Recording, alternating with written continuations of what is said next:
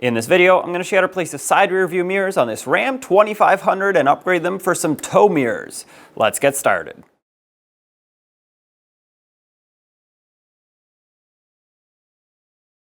To access everything for the mirror, the hardware, and the wiring, we have to remove the door panel, so let's start with that. We have to remove this sail panel, sits at the top corner of the door panel, and it's just held on with some plastic clips. Use a plastic trim tool and pull it away.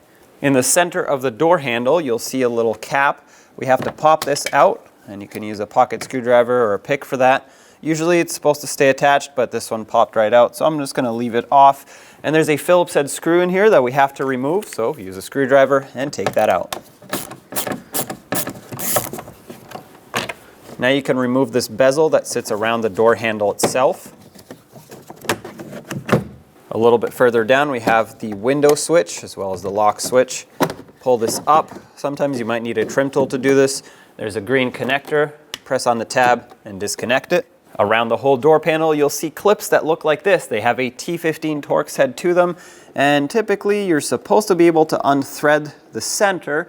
However, a lot of times the threads don't actually work anymore, so what you'll have to do is take a little pick or pocket screwdriver, and as you unthread it, try to stick the blade of the screwdriver right in between the head and the base of it and pry it away. Just like this. Once you take the center out, that unlocks the base and you should be able to pop it out. Might be a little bit difficult, but just go along the door panel. There should be 6 of these push clips. A few of mine are missing, so I'm just going to remove the ones that I still have installed.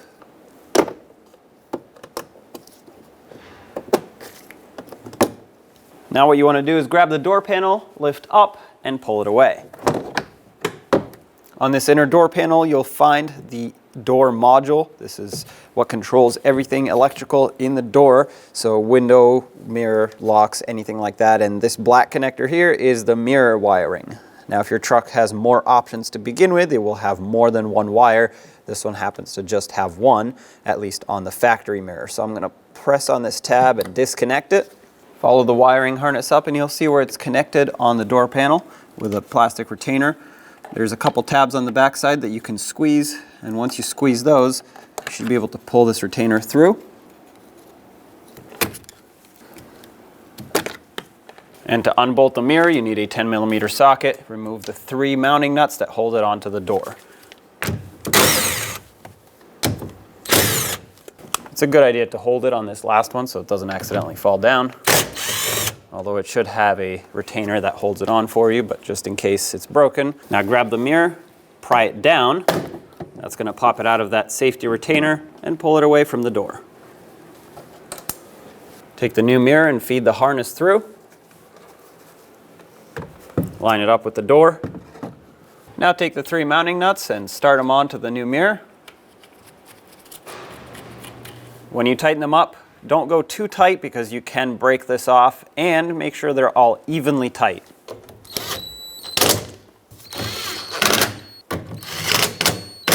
I'm actually going to double check them by hand to make sure they're all equally tight, like I said. It's important that the gasket or the seal that sits between the mirror and the door seals up so you don't get air or water leaking into the door panel. The air will cause wind noise going at highway speeds, and water, of course, does not belong inside of the electronic components of the door. At this point, I'm sure that these are all equally tightened, so let's plug it in. Take the wiring harness and re-secure it on the door panel. This new mirror has 2 wires going into the door control module, so connect the black one to where the original black one was. Make sure that clicks, and then there's a white one that controls the other functions of this mirror that we're adding onto it, so make sure that clicks in as well. Take the door panel, make sure the wire for the window switch goes through, slide it up and over the door and drop it down. Make sure it's actually locked in everywhere, and make sure that as you put the door panel in, the lock indicator actually lines up with the door panel, otherwise it'll get stuck underneath, and not only will the rod bend if you try to press it down, but the door panel won't even sit on right. Let's reinstall all of the push clips that went around the door. Like I said earlier, I had some that were missing, so I'm just going to put back whatever I had.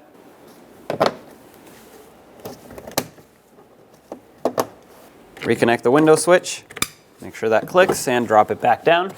Reinstall the bezel around the door handle. Make sure that these 2 tabs on the rear clip in and press it on. It's not going to lock in, but it should at least stay in place so that you can now put in the Phillips head screw. Snug that up. Don't make it too tight because you'll strip the plastic threads inside. And of course, don't forget to put back this little cap if you still have yours. Sometimes these go missing, but hopefully yours is still there. Make sure that's locked in so it doesn't fall out. And lastly, the sail panel up top. It has 2 plastic clips on the bottom that go onto the door panel and 2 plastic and metal clips on the top that lock it into the door. And there you have it. Job is done. Mirror is replaced.